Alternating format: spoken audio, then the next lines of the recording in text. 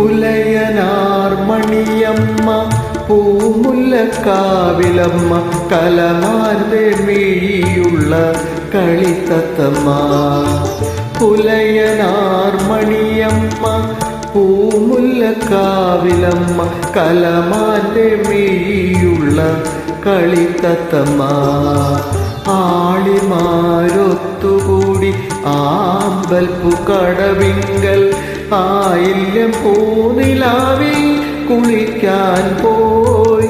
Pulayanar Maniyamma പൂമുല്ലക്കാവിലമ്മ കലമാന്റെ മിഴിയുള്ള കളിത്തത്തമ്മ.